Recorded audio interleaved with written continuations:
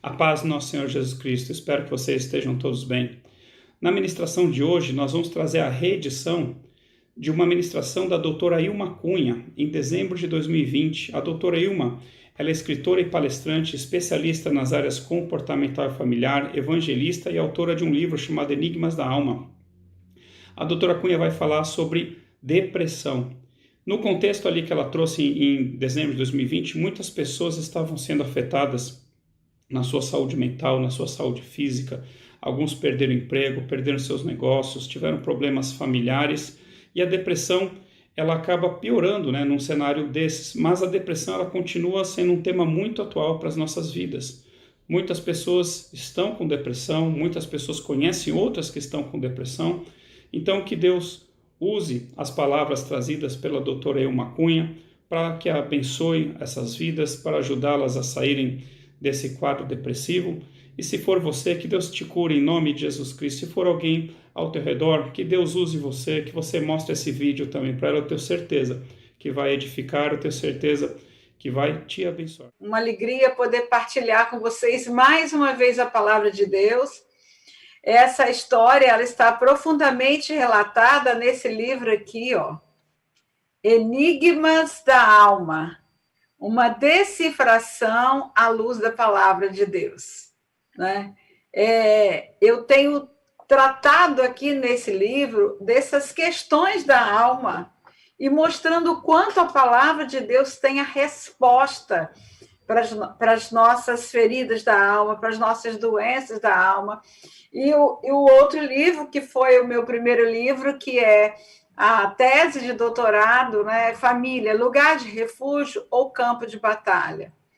Na verdade, eu sempre recebi muito incentivo para publicar esse livro depois da tese, depois que eu defendi a tese lá na FCU, mas eu não queria tornar público um livro secular, um livro apenas com teorias, porque eu entendo que aquele que nos criou, o nosso Deus, ele nos conhece profundamente e ele tem as respostas que nós precisamos para a nossa alma. Então, eu peguei o livro, tirei muito das fundamentações teóricas e coloquei a palavra de Deus e minha experiência clínica, né, tudo aquilo que eu tenho vivenciado. Então, é um livro também muito interessante. Depois, se vocês quiserem, entra no nosso Instagram, Ilma e Celso Cunha, né, o nosso Instagram, e falem lá com a gente pelo direct, e que a gente orienta, tem lá a bio, né, para entrar direto no link, né, do livro. Eu quero começar lendo um versículo muito conhecido nosso, que está em 1 Tessalonicenses 5:23, eu sei de cor esse texto bíblico, eu vou falar, que diz o seguinte: e todo o vosso espírito, alma e corpo sejam conservados íntegros, irrepreensíveis, né? Uma tradução diz íntegros, outra diz irrepreensíveis, até a vinda de nosso Senhor Jesus Cristo. Exatamente aqui nesse texto que o apóstolo Paulo escreve essa carta aos Tessalonicenses, mostra o quanto Deus nos vê na nossa integralidade, espírito, alma e corpo. Ainda em 3 João, no versículo 2, diz o seguinte: amado, desejo que te vá bem e tenha saúde, assim como bem vai a tua alma. Então, nós encontramos na Bíblia todo o respaldo necessário para a gente compreender o quanto as questões da alma podem ser trabalhadas na nossa vida e quanto a Bíblia tem as respostas que nós precisamos. Portanto, é sobre esse tema que eu quero falar um pouco nessa noite. Essa semana passada, circulou uma notícia na internet de que no Japão, somente em outubro, mais pessoas se mataram do que morreram de Covid em todo o ano no país. Então, observem o que está acontecendo nesse ano de 2020, onde nós estamos vivendo essa pandemia.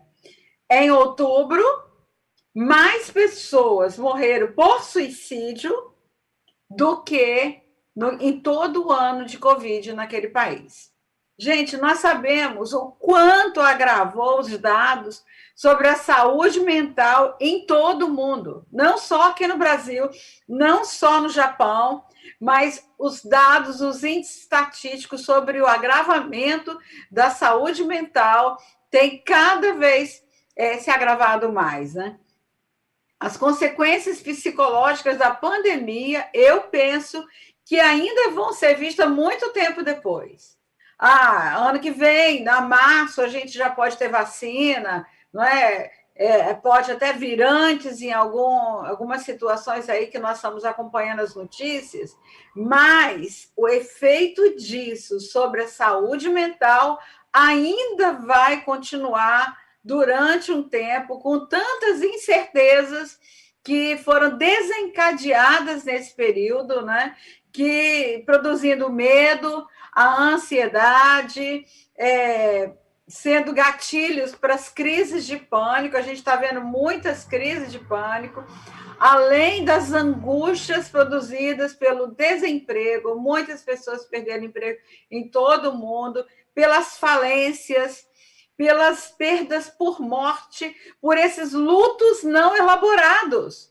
Porque nós estamos vendo que as pessoas têm morrido, o corpo não pode ser velado, quer dizer, a pessoa já vai para o hospital, já não é acompanhada pelos seus familiares, e depois, ainda quando acontece a morte, o caixão não pode ser aberto, não pode ser velado. Todos nós sabemos que aquele momento de velar um morto, na verdade, ali é um ritual que trabalha, que contribui para trabalhar as emoções das pessoas, né? O luto, ele produz o choro, ele produz aquele momento de despedida, e isso não tem acontecido. Nós estamos vendo tudo isso, e quais serão as consequências disso sobre a saúde mental e emocional da população, né?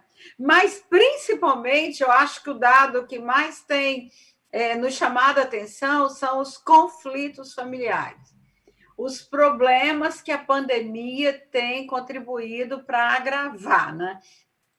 Os números de divórcio disparou, segundo os dados dos cartórios, né? Há um número incrível e triste quando nós constatamos o quanto muitas famílias têm desistido da vida em família. Muitos casamentos têm sido desfeitos nesse tempo, e as justificativas a pandemia aflorou os conflitos. Na verdade, a gente sabe que a pandemia trouxe uma visibilidade dos conflitos, talvez aqueles conflitos não tratados, que estavam sendo jogados debaixo do tapete, né? Que o trabalho, a vida, a correria, o dia a dia, o ativismo, tudo isso estava escondendo, e, de repente, isso trouxe à tona, e muitas pessoas não tiveram o discernimento para compreender de onde estavam vindo todos esses problemas, e não conseguiram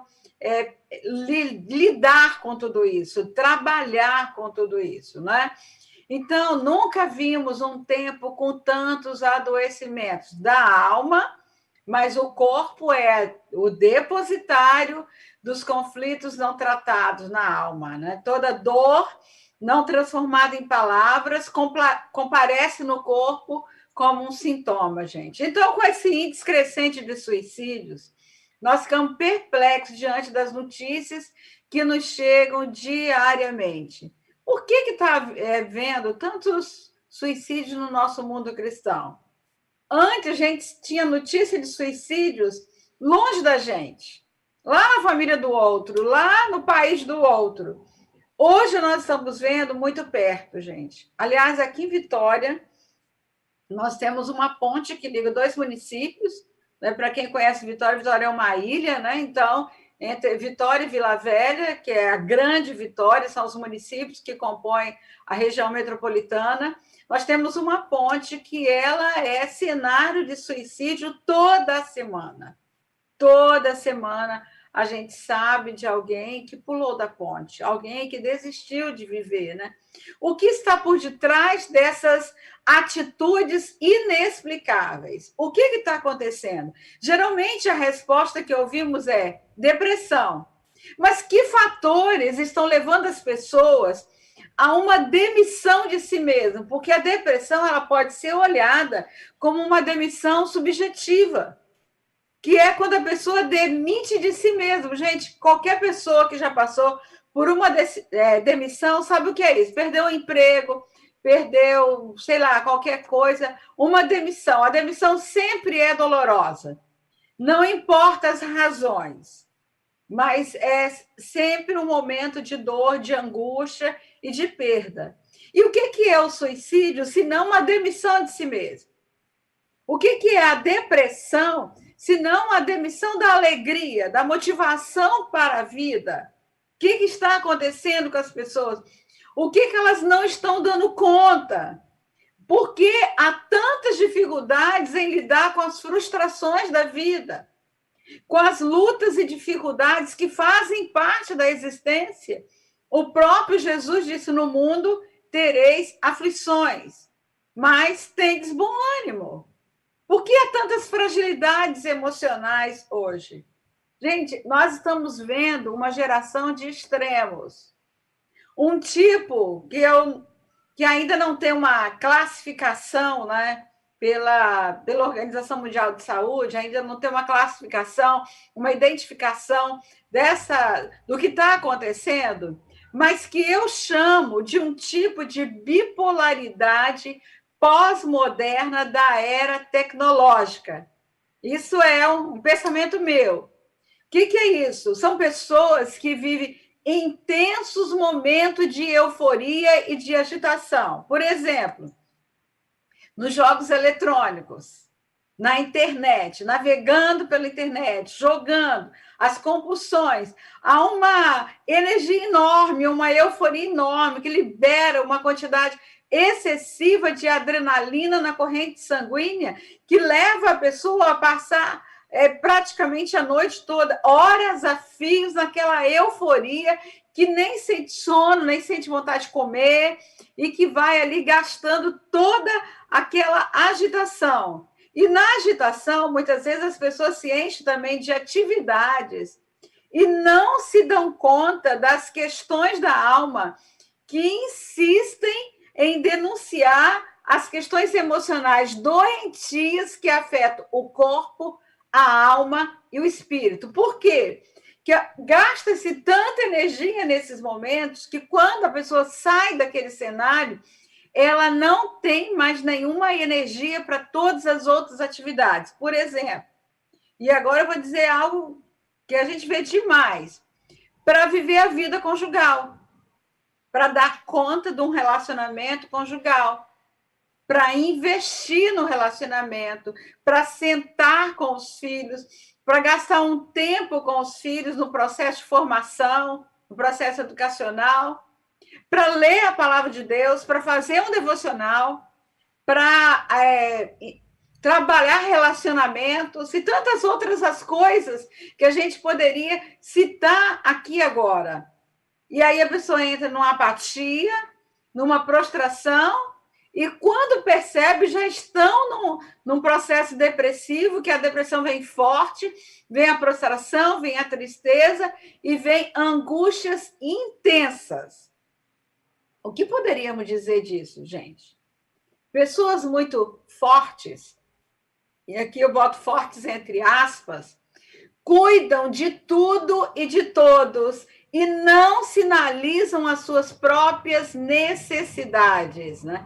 Muitas vezes não percebe que há fragilidades e que precisam de ajuda, que precisam olhar para dentro de si mesmo. E muitas vezes o que a gente percebe é que a autossuficiência não permite. Isto é, não, eu posso dar conta de tudo.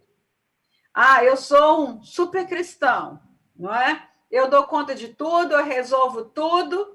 E aí, muitas vezes, não percebe que há uma alma ali clamando, há uma súplica silenciosa, há uma angústia que vem, que vai sinalizando que alguma coisa não está bem, uma angústia que comparece em momentos que a pessoa vai ocupando a vida com tanta coisa que não para perceber. Aliás, muitos experimentam a raiva, até mesmo de ninguém perceber o que está se passando com a própria pessoa. E, às vezes, até a raiva de si mesmo por permitir situações que as levam à exaustão emocional. Quantas pessoas que estão vivendo uma exaustão emocional e que não se dão conta dessa exaustão, a não ser quando um sintoma já aparece. O sintoma pode ser a taquicardia, a hipertensão, e a sudorese e tudo mais que pode denunciar que alguma coisa não vai bem. Por carência, muitas pessoas aceitam tudo para manter o status de perfeito, de bonzinho, e nunca diz não para os outros, mas diz não para si mesmo, diz sim para tudo e não para si mesmo, para seu descanso, para seu tempo com Deus, para seu tempo para descansar. Aí, para cair na depressão, é um passo, né? Porque é melhor cair na depressão do que desagradar o outro. Então, é melhor ter uma crise de raiva contra si mesmo. E muitas pessoas só se permitem fragilizar pela via da dor, pela via do adoecimento. Por isso, nessa noite, eu quero refletir com vocês um pouco, né, que numa conversa com o pastor Chore, ele entendeu que esse era um dos assuntos pertinentes para hoje, que é a depressão. O que significa a depressão, como surge, seus sintomas, os gatilhos e como podemos vencê-lo. É claro que o tempo é muito curto para olharmos toda a dimensão dessa doença, que isso daí é um curso, na verdade eu dou um curso sobre isso, Prevaleça sobre a depressão, que fala sobre todos os sintomas, mas o que eu quero dar nessa noite? Uma rápida visão da doença e o mais importante, prevenção e tratamento. Por quê? Porque ela é a maior causa de suicídio no mundo. Há um texto aqui na Bíblia que eu quero ler rapidinho com vocês, que é o Salmo 13, que diz claramente sobre isso. Olha só.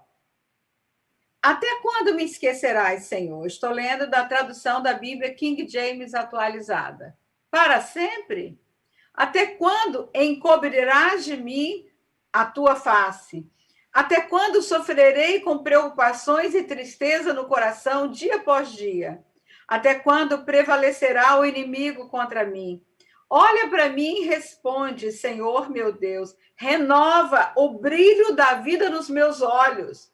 Caso contrário, me entregarei ao sono da morte, e o meu inimigo virá dizer: eu venci, e os meus adversários festejarão o meu fracasso. Contudo, eu confio em teu amor. O meu coração se enche de alegria e satisfação em tua salvação. Desejo cantar ao Senhor por todo o bem que me tem feito. Essa é uma oração do salmista Davi no momento que a sua alma estava angustiada e que, pela forma com que ele descreve os sintomas da depressão. Mas o que é a depressão, gente? É uma doença clínica descrita no capítulo de transtornos do humor ou afetivos das classificações médicas. Há uma classificação, a Organização Mundial de Saúde denomina a depressão como essa doença. E num conceito de síndrome, os sintomas agrupados caracterizam a depressão como uma doença que afeta as relações do indivíduo consigo mesmo, com as outras pessoas, levando a prejuízos sociais, tais como afastamento social, ausências no trabalho, na escola, e também contribui, mas muito, com os desentendimentos interpessoais. São muitas metáforas que as pessoas utilizam para falar da depressão. Por exemplo, alguns pacientes meus chegaram a dizer: é viver com uma nuvem pairada sobre a cabeça. Outros dizem: a depressão é a dor intensa, violenta, inexplicável. Um paciente me dizia que era como se tivesse enfiado um punhal no peito dele e alguém pegasse o cabo desse punhal e fizesse assim. Então, era a dor que ele sentia. Outros dizem: é um funeral dentro da alma. Noites em claro, fustigadas por uma tempestade cerebral. A cabeça não desarma, né? Fica o tempo inteiro agitada. Outro diz a melancolia em forma bruta, né? Aquela melancolia profunda. Um pesadelo que parece nunca acabar. E essa é uma das grandes expressões que as pessoas utilizam. E eles perguntam, Ilma, isso vai acabar algum dia? Eu vou conseguir sair dessa depressão? E muitas outras expressões, gente. E a depressão se tornou o mal mais comum entre as mulheres, superando o câncer de mama e as doenças cardíacas. E nessa década que nós estamos, será a segunda moléstia que mais roubará anos de vida da população, perdendo apenas para as cardiopatias e para o câncer, né? Embora, quando a gente vai olhar o histórico da vida de alguém que está passando por um problema, uma doença cardíaca, ou mesmo por um câncer, a gente pode ver que lá muitas vezes tem angústias guardadas, tristezas não faladas, que não compareceram na língua, na linguagem, nas palavras, e que vão comparecendo à medida que a doença se manifesta. Na verdade, sempre tem um histórico que a gente precisa olhar das angústias e dores não faladas. E a gente vai ver também na depressão que tem outros sentimentos por detrás, como rancores, iras, raivas retidas, além de falta de perdão e de culpas guardadas, gente. Então, nós já estamos entrando também no campo do espiritual, como o pastor Chori falou no início, né? Então, é algo que atinge a alma, deposita os sintomas no corpo e afeta o espírito. Então, afeta o ser humano de forma integral, gente. Além do que vimos, as pessoas deprimidas são as que estão no quadro de risco de suicídio por causa da ideação suicida nos momentos de grande sofrimento. Na verdade, a pessoa ela não quer morrer, ela quer se livrar da dor, da angústia. Uma paciente minha que chegou para mim depois de tentar o suicídio e eu perguntei para ela o que a levou à tentativa de suicídio. Ela me disse, Ilma, era uma queimação tão grande na minha cabeça e uma voz no meu ouvido que dizia, por que você não desiste? Vai acabar a sua dor, vai acabar seu sofrimento. Então, ela, naquele momento, pegou todos os remédios, pegou o carro e foi andando de carro e foi jogando o remédio para dentro e ela pegou o carro, pegou uma rodovia, foi em direção ao cemitério. E quando ela entrou na portaria do cemitério, que ela parou no estacionamento, assim, bem no meio assim, do estacionamento, ela já caiu em cima do volante do carro e as pessoas viram porque o carro veio mal conduzido. E se ela não tivesse parado ali, não teria dado tempo de socorro. Que aí eles correram e a socorreram. E era uma mulher cristã, uma mulher que tinha, inclusive, cargos na igreja, mas que vivia há anos algumas dores não tratadas, que não buscava ajuda, que se sentia autossuficiente para dar conta das suas angústias, que teve perdas, teve a morte da sua mãe, o luto não foi bem elaborado, e tinha algumas angústias, e que naquele momento nós começamos a tratar, e ela pôde prevalecer e vencer a depressão. Mas o que a gente pergunta? O que está por detrás dessa depressão tão avassaladora, tão devastadora, que tem levado tantas pessoas à morte? Diante dos desafios da vida, ninguém está isento de vivenciar um episódio depressivo ou outro, gente. São momentos, situações isoladas que passam, mas quando há recorrência desses episódios que leva à depressão propriamente dita, aí vem uma doença que requer um tratamento específico. Então, conhecendo rapidinho alguns sintomas da depressão, é um estado de tristeza e desânimo total, que se manifesta com diversos sintomas. Sintomas interiores, abandono, desamparo, sentimento de indignidade, de menos-valia, de perda de amor próprio, de baixa autoestima, de perda de interesse pelo que apreciava, de sentimento de pessimismo a respeito do futuro e de uma profunda tristeza, que também produz manifestação de alguns tipos de comportamento.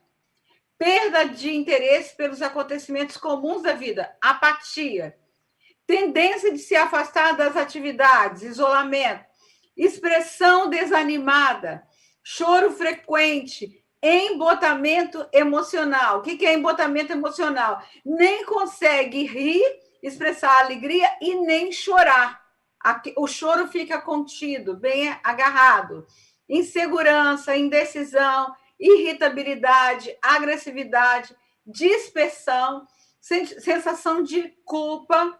E há também os impulsos suicidas que não levam a um suicídio claramente visto, mas que vêm por acidentes, que a pessoa pega o seu carro, bota uma velocidade enorme e ali ela morre de um acidente que, na dispersão, ela nem conseguiu prestar atenção que ela estava indo em direção à morte. E outros acidentes também, como tomar remédios em excesso e outras questões que mostram também esses acidentes que dizem também do impulso suicida e da depressão. Efeitos no organismo, gente. Insônia, ansiedade, agitação, medo. As piores horas do dia para o deprimido são as horas matutinas. Pensamentos vagarosos, ideias lentas, dificuldade de concentração e de memória, aumento ou falta de apetite, aí vem os transtornos alimentares, bulimia ou anorexia, cansaço extremo, fadiga, falta de energia, imunidade baixa, dores de cabeça, dores no peito, dores musculares, dores generalizadas, como a fibromialgia, que é a própria depressão instalada no corpo. Talvez você já esteja pensando assim, pelo amor de Deus, para, Ilma, porque eu já me identifiquei aí com um monte de coisa. Gente, não é um sintoma isolado, é um conjunto de sintomas, né? Irregularidades na menstruação, falta de desejo sexual, distúrbios psicossomáticos, alterações gastrointestinais, úlcera, gastrite, colite, dificuldades urinárias, descontroles, né, taquicardia, palpitações, suores frios, dores crônicas e outros sintomas. Quer dizer que eu tenho um episódio desse, eu tenho um sintoma desse e eu estou com depressão? Não, não. São sinais de alerta. E quando você tem mais do que 3 a 5 sintomas desse, é um sinal de alerta, que aí pode ter um episódio depressivo que está caminhando para uma depressão. Onde começa, gente? No cérebro. Um desequilíbrio nos neurotransmissores, na noradrenalina, serotonina, dopamina. E por quê? Por que começa no cérebro, gente? Veja só. Nós temos na nossa alma mente, emoções, vontade. Quando os nossos pensamentos começam a focar nas lembranças dolorosas, naqueles momentos de perda difícil da vida, que o nosso foco fica exatamente na dor, naquilo que aconteceu lá no passado, nas adversidades do passado. Então, o que isso acontece? Vai liberando uma quantidade excessiva de adrenalina na corrente sanguínea, além do cortisol, que vai liberando a raiva, e isso vai trazendo uma descompensação nos neurotransmissores, e aí evolui para um adoecimento aí que vai atingir a alma e vai atingir o corpo, e pela apatia, pelo desânimo, por tudo que acontece, também vai atingir o espírito, pela tristeza, diminuição de energia. O Hipócrates, pai da medicina, ele diz: não existe doença em que o pensamento não tenha relação. O que desencadeia? A gente tem tendência hereditária? Não tem isso no código genético, mas o que pode acontecer? Um ambiente triste, depressivo, pais depressivos, filhos de pais depressivos têm, segundo pesquisas, em torno de 60% de possibilidade de ter depressão na vida adulta. Mas o que isso me diz, Ilma? Se eu já sei disso, o que eu vou fazer? Eu vou estar atento à minha vida espiritual, à minha relação com Deus. Eu vou alimentar a minha alma com aquilo que realmente vai fazer diferença na minha vida, para que eu possa reconhecer quando está começando em mim um episódio depressivo. Então, é um alerta.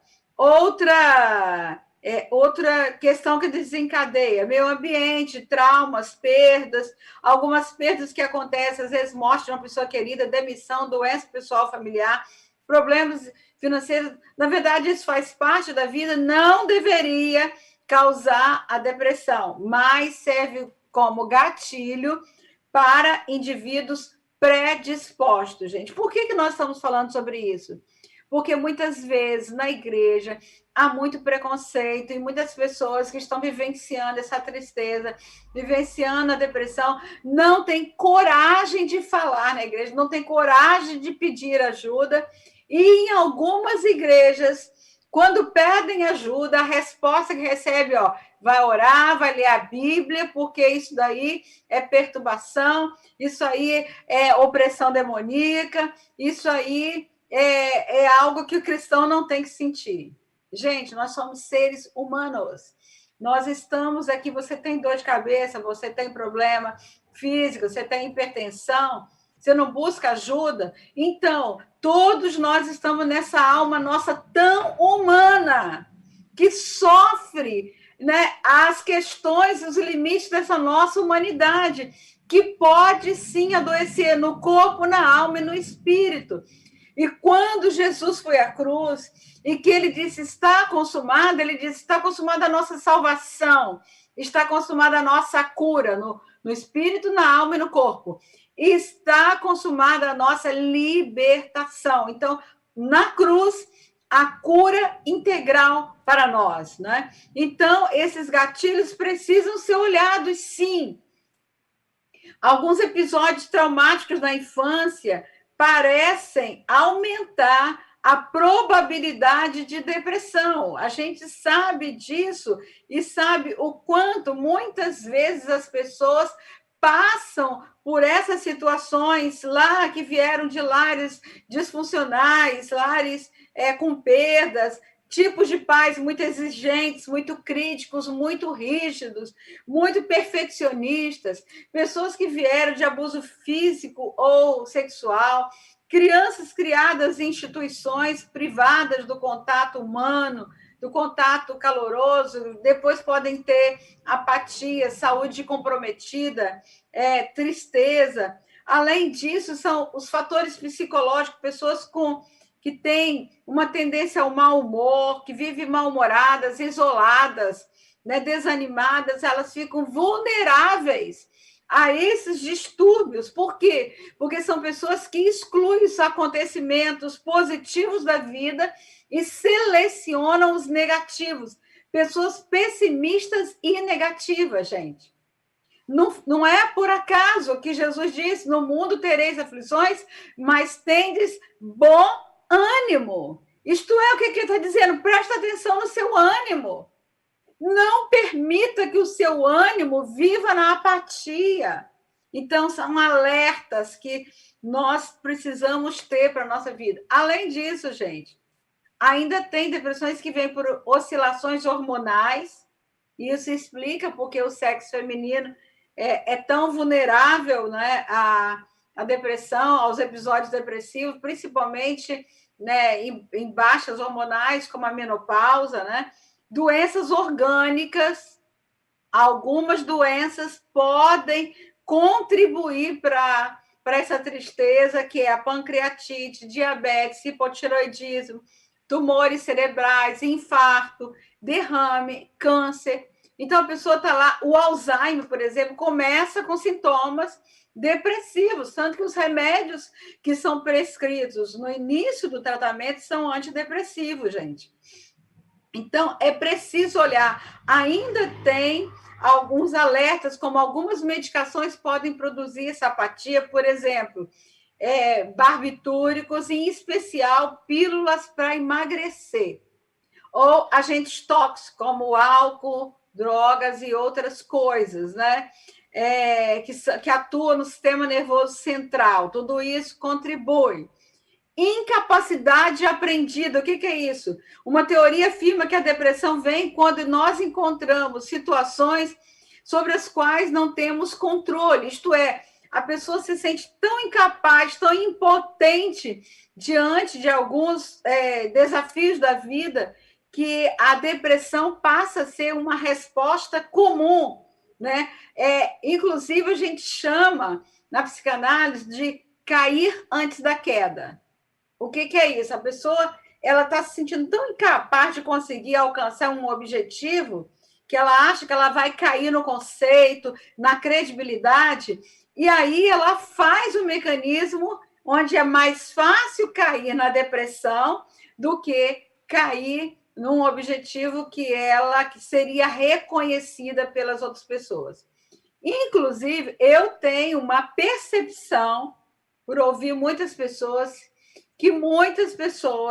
que foram para suicídio, através de uma escuta que a gente faz com muitas lideranças, são pessoas que, num vacilo qualquer, elas entraram por caminhos obscuros, principalmente a pornografia, esse mundo obscuro da internet, um mundo sem fronteiras, um mundo selvagem, onde muitos viciaram em pornografia e que chegam num momento, entram numa depressão, e o medo, né? O medo de serem descobertos, o medo de vir à tona o que está acontecendo com elas acabam entrando numa tristeza, numa depressão, e isso pode levar muitas pessoas ao suicídio. Mas eu ainda quero falar de 2 sintomas muito clássicos da depressão. Ira.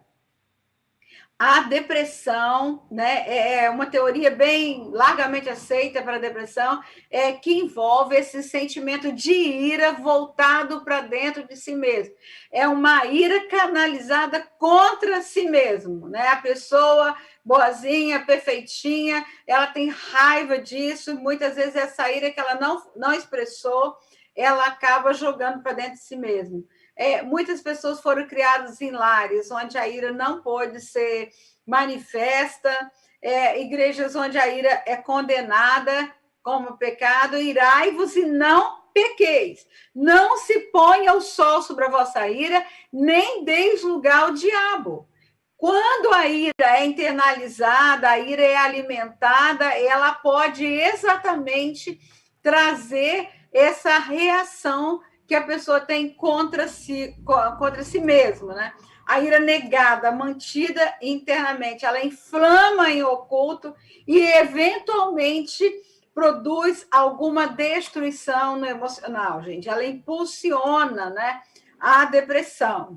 E, como resultado, algumas pessoas escondem esses sentimentos e isso vai fazendo sintomas psicossomáticos, né? E essa depressão pode ser uma forma de uma autopunição emocional que algumas vezes leva até a doenças graves. Junto com a ira, e o último que eu quero citar, a culpa. Não é difícil compreender porque a culpa pode levar à depressão, gente. Quando a pessoa falhou, fez algo errado, surge a culpa, e junto com ela a autocondenação, a frustração, a desesperança e outros sintomas da depressão. E eu percebo que muitas vezes a culpa e a autocondenação estão nessas questões aí de sexualidade, de fantasias sexuais, de pensamentos obsessivos, de sexo virtual, de desejos ocultos e outras questões que a pessoa fica aprisionada no medo e na vergonha e não tem coragem de pedir ajuda. Então, prisioneira desses sentimentos, o que acontece com a culpa? A pessoa fica lá e como ela Deus não me julga, Deus não me pune, então eu mesmo me puno. Aí a pessoa entra num processo de autopunição. Por isso que a culpa e a depressão ocorrem juntas com tanta frequência que é até difícil de dizer qual que nasceu primeiro. Mas quando você vai olhar o histórico, você vai lá que tudo isso está presente, né? E, em alguns casos, a gente poderia também chamar a depressão de depressão mascarada, onde a pessoa ela não está na tristeza, ela está na ansiedade, ela vai para o outro polo. E ela coloca tanta coisa na sua vida, ela faz tanta coisa junto para não perceber as angústias e as tristezas que estão lá caladas. Bem, gente, não estamos isentos de enfrentarmos a depressão. Às vezes nós passamos por situações tão sombrias que o desânimo, a tristeza e a solidão assaltam o nosso coração. Essas circunstâncias são normais na vida do ser humano, mas são transitórias e passageiras. O próprio Jesus, no Getsemane, teve a liberdade de admitir que a sua alma estava excessivamente triste. Ele diz isso em Mateus 26, 38. A minha alma está excessivamente triste até a morte. O que ele estava dizendo na sua humanidade? Eu estou sentindo tristeza. A minha alma está triste, gente. Então, na Bíblia não existe a palavra depressão, porque não é um termo clínico discutido na Bíblia. Mas os salmistas clamaram em palavras que deixam transparecer a depressão e que existem várias descrições bíblicas que sugerem o problema, como o salmo que eu li no início, o Salmo 13. No Salmo 42, o salmista também diz: as minhas lágrimas têm sido meu alimento dia e noite, enquanto me dizem continuamente: o teu Deus, onde estás? E depois o salmista diz: por que estás abatido a minha alma? Por que te perturbas dentro de mim? Espere em Deus, pois ainda o louvarei a Ele, meu auxílio e Deus meu.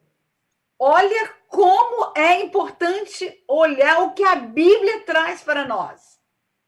O salmista falava das suas angústias, ele questionava o seu coração, ele se escutava, e está aí uma chave para a depressão, para sair da depressão, para prevalecer sobre a depressão. Se questionar, se escutar. Por que estás abatida, minha alma? Por que eu estou com esse pensamento? Por que eu estou com esse sentimento no meu coração? Agora, ele mesmo se respondia: espera em Deus, pois ainda o louvarei. Deus meu auxílio. É isso que ele está nos mostrando. Salmos que têm canções de desespero, mas que são colocados num contexto de esperança, gente. Quando nós olhamos a Bíblia, nós vamos encontrar várias pessoas que passaram por episódios depressivos. Porque a Bíblia é um livro que revela a nossa humanidade, tudo que nós passamos na nossa humanidade, mas que revela um contexto espiritual da graça e da misericórdia de Deus. Jeremias escreve um livro se lamentando. Todos nós conhecemos, né? Como Jeremias lamentou e como ele foi um profeta que chorou as dores, as angústias do povo. E quando ele escreve Lamentações de Jeremias, quando chega bem no meio do capítulo 3 de Jeremias, ele diz: torno a trazer à memória o que pode me dar esperança. Sabe o que Jeremias estava falando, gente? O que o autor do livro dos Hebreus diz, que a esperança é a âncora da alma. O que é uma âncora? O que a âncora faz para o navio? Ela sustenta a embarcação em meio à tormenta. Ela dá o equilíbrio. O que Jeremias estava falando naquele momento é que, em meio às lutas e dificuldades da vida, a gente precisa olhar o que dá esperança. Jó fez isso. Ele olhou para o momento que ele estava vivendo, era um momento de dor, de sofrimento, de tristeza. Aliás, a descrição que ele faz é um caso clássico, né, de descrição de depressão. Ele sofreu tristeza, ele sofreu agonia, desânimo, ele desejou morrer, ele disse que ele deveria ter sido um aborto, tudo isso. Ele perdeu tudo. O que sobrou para Jó? Uma mulher que falou: amaldiçoa teu Deus e morre. Os amigos que questionavam o tempo inteiro se ele não tinha pecado para ele estar naquela situação. E também um caco de telha que ele se coçava nos momentos lá de angústia. Ele tinha lá a companhia do seu caquinho de telha que era de utilidade para ele. Mas, gente, chega um momento da vida de Jó que ele olha para cima e ele diz: eu sei que o meu Redentor vive. Por que ele sabia? O presente dele estava em agonia e desesperança. Agora ele olha, por que ele sabia? Porque ele tinha uma história com Deus. Ele olhou para o passado. Ele viu as promessas do Senhor sobre a vida dele. Então ele disse: eu sei. Eu já fiquei sabendo lá atrás. E hoje eu posso declarar que eu sei. Eu sei que o meu Redentor vive e que por fim se levantará sobre a terra. Ele olha para o futuro. E ele se ancora na esperança. Gente, quando o presente é turbulento, quando a tribulação vem, quando a dor vem, quando a apatia, a perda, em meio à pandemia, em meio às incertezas, às perdas, às desesperanças, o luto, muitas vezes não elaborado, o luto desesperador, nesses momentos, tira o foco do problema. Olha para tudo que você já conhece de Deus. Olha para as promessas que ele tem na palavra. Porque aquilo que Jó declarou, eu sei que o meu Redentor vive e por fim se levantará sobre a terra, já se levantou. Levantou na cruz, o caminho foi aberto, de alto a baixo. Não é? O caminho que Deus abriu, lá de cima para baixo. O infinito para o finito, o Deus santo para o homem pecador, unindo os céus à terra. Ele já declarou, ele já foi levantado. E quando ele levantado, assim como a serpente que foi levantada lá no deserto, ele foi levantado e trouxe cura, e trouxe salvação, e trouxe libertação. Então, nós podemos declarar que nós temos a esperança, que é âncora da alma. E Jeremias já profetizou isso lá no livro de Lamentações 3,15, né? Torna a trazer à memória o que pode me dar esperança, e o que me dá esperança é a certeza que o Senhor está comigo em toda e qualquer situação. Elias viu o imenso poder de Deus em operação no Monte Carmelo, mas quando Jezabel ameaçou matá-lo, ele fugiu para o deserto, onde se deixou abater pelo desespero. Ele desejou morrer, ele olhou e parecia que não tinha mais saída para ele. Ele pediu a morte sobre si. Ele diz: basta, toma agora, Senhor, a minha alma, pois não sou melhor do que meus pais. Ora, gente, se Elias quisesse realmente morrer, ele teria ficado onde estava e a rainha Jezabel se encarregaria da sua morte. Ele não queria morrer. Ele estava estressado, exausto, depressivo, cansado, e foi isso que lhe tirou a vontade de morrer. Tem muitos outros textos bíblicos, mas já estamos indo para a conclusão, e eu quero falar da oração que Paulo faz confiante em Romanos 15:13, que ele diz: e o Deus da esperança vos encha de todo gozo e paz no vosso crer, para que sejais ricos de esperança no poder do Espírito Santo. Então, prevaleça sobre a depressão. Qual é o momento, Ilma, então, de buscar ajuda? No momento que as pessoas que te amam chegam para você e falam: está na hora de buscar ajuda. Ouça, elas te amam, elas são seu espelho. Não ignore o que elas falam. Ah, mas eu não quero tomar remédio. Gente, se já afetou os neurotransmissores, o remédio ele vai só ajudar na química cerebral. É um tempo curto, é um tempo que você vai tomar, assim como você toma remédio de dor de cabeça, assim como você toma insulina, se tem diabetes, assim como você toma um remédio de hipertensão, faz parte da nossa humanidade. Agora, preste atenção nisso. Remédio não traz felicidade, não traz alegria de novo. Remédio não move sua mente para você perdoar, não traz a autoestima, a autoimagem, não, valor pessoal, porque nada disso se faz em laboratório, nem se vende em farmácia. É de outra ordem. Sabe onde que nós resgatamos isso? Por esse trabalho que o Espírito Santo vai fazendo no nosso interior, que nós reconhecemos quem somos, filhos amados do Abba Pai, do Papai. Ele que nos dá esse senso de pertencimento, e quando ele nos dá esse senso de pertencimento, nós sabemos que nós somos filhos amados do Pai, e é essa alegria que vem da presença dele em nós.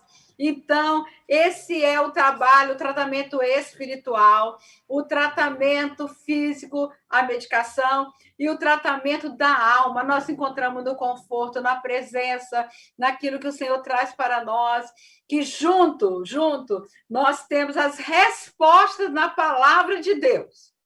Nós temos respostas. Gente, é tanta coisa que a gente podia pensar, mas eu quero só te falar. Provérbios 4:23, sobre tudo que se deve guardar. Guarda o teu coração, porque dele procedem as saídas da vida. Não deixe o seu coração ficar com sentimentos negativos, adoecedores, tóxicos. Por quê? Porque isso entulha as saídas da vida. Tem muita gente com a vida paralisada. Tiago fala, e vós que sois de ânimo inconstante, limpai o coração. Lamentai e chorai as vossas misérias, converta o vosso riso em pranto. O que Tiago está fazendo aqui quando ele diz isso para nós? O que ele está falando? Olha para dentro do seu interior. Olha para a sua história, chora o que tem que chorar, deposita tudo ao pé da cruz de Cristo, e aí ele já levou as nossas dores, e ali nós encontramos todo o respaldo para nós liberarmos perdão para as pessoas que nos feriram. Se livre da raiva, admita e se livre. Como que a gente se livra da raiva? Perdoando. Perdão, gente, como no meu conceito aqui, que não tem dicionário, é uma perda grande. Então, eu já falei isso na vez passada. Mude sua linguagem interna sobre si, sobre os outros e sobre a vida. E no mais, irmãos, absolutamente tudo que for verdadeiro, honesto, puro, justo, amável, de boa fama, se há alguma coisa excelente e digna de louvor, seja isso que ocupe o vosso pensamento. Portanto, renove sua mente. Renove. Paulo fala, transformai-vos pela renovação da vossa mente, é a gente que transforma, para que experimenteis qual seja a boa, perfeita e agradável vontade de Deus. Só que Paulo estava falando algo que a ciência já comprova isso, a neurociência diz que quando nós mudamos nossos programas mentais, criam novas conexões neurais. Gente, isso é divino, isso é lindo. Libere o seu fluxo de emoções, renova sua mente, viva o Shabá de Deus para a sua vida, descanse seu espírito, descanse sua alma, vinde a mim todos vós que estáis cansados, sobrecarregados, e eu vos aliviarei. E descansa o seu corpo, respeite os limites do seu corpo e prevaleça sobre a depressão, porque em Deus há resposta para nós, a cura para o nosso espírito, nossa alma e o nosso corpo. Jesus já abriu o caminho na cruz do Calvário. Em nome de Jesus. Amém. Glória a Deus pelas palavras. Eu tenho certeza que Deus falou muito com você, falou muito a teu respeito, a meu respeito, a respeito das pessoas ao nosso redor, né? Falou de sentimentos, falou de fatores, falou de sintomas. Então, se você se identificou com aquilo que foi falado, vamos entregar tudo agora nas mãos do nosso Senhor Jesus. Se você identificou alguém próximo a você, vamos interceder também por essa pessoa e que Deus te use para ajudá-la a sair desse quadro depressivo. Jesus Cristo disse, venham a mim todos vocês que estão cansados e sobrecarregados, e eu vos aliviarei. Tomem sobre vocês o meu fardo que é leve e o meu jugo que é suave, e aprendam de mim que sou manso e humilde de coração, e assim vocês encontrarão descanso para a alma de vocês. Então vamos trocar de fardo com o Senhor Jesus, vamos olhar para o nosso Deus, para o amor do nosso Pai Celeste, vamos olhar para a graça e para a misericórdia do nosso Senhor Jesus, vamos tirar os olhos dos nossos problemas e vamos tirar os olhos de nós mesmos também.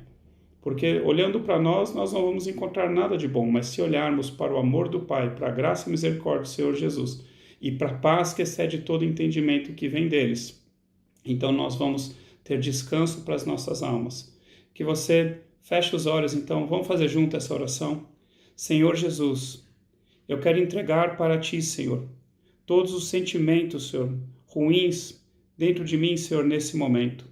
Senhor, todo pensamento, Senhor, que não vem de Ti, eu mando embora em nome de Jesus Cristo. Senhor, eu quero olhar para a Tua palavra, eu quero olhar, Senhor, para o Teu amor, para a Tua graça, para a Tua misericórdia. Como a doutora Ilma falou, eu quero trazer à memória aquilo que me traz esperança. O meu Senhor Jesus, a morte de Jesus Cristo na cruz, por mim, por toda a humanidade, pelos nossos pecados. Senhor, perdoa os nossos pecados, Senhor, conscientes e inconscientes. Senhor, vem trazer cura e libertação, Senhor, de todo o quadro, Senhor, de depressão, Senhor, de ansiedade, de pânico, Deus. Em nome de Jesus Cristo, que essas coisas vão embora agora e que a paz que excede todo entendimento entre no nosso coração e habite também, Senhor, na nossa mente.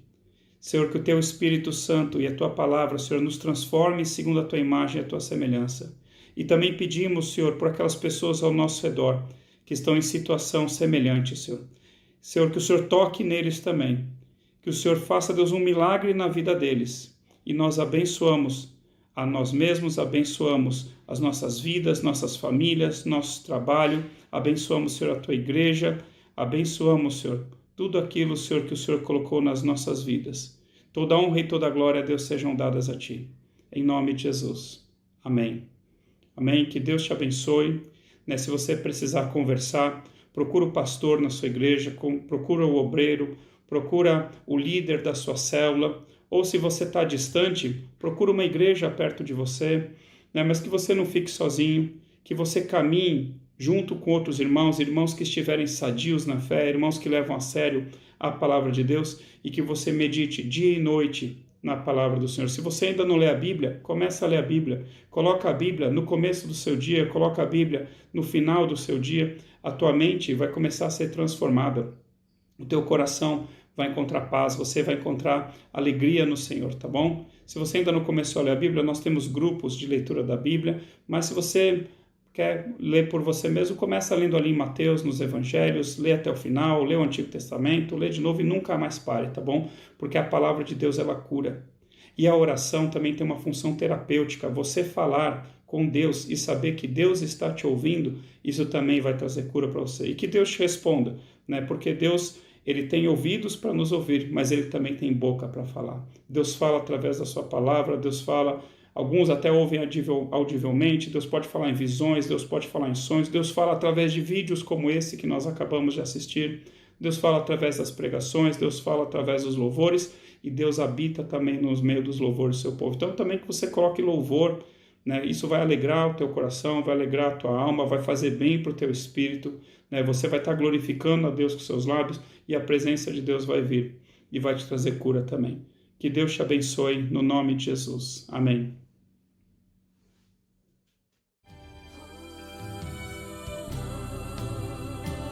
Está disposto a ser um vaso novo? Erga sua voz, vamos adorar.